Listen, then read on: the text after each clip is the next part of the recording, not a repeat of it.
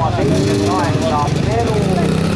teine Toomas Muna 15,29 leivapidaja kolmas 15,98 ja teine Tulikene 28,31 kui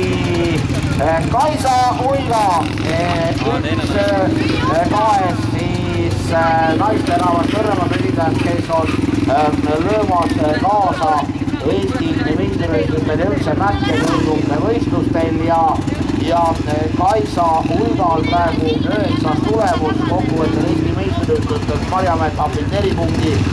Kukemetsa etapil 4 punkti ja Kiviõlistele punkti lisandunud kokku 8 punkti ja 9. kohal, aga head pealtvaatajad ei tasu monutada, võite juba aplaudid teha, tuli päris tõsine tulemus, meetrid Kaisa Uigalt tulevad ja millised need meetrid on, saame teada õige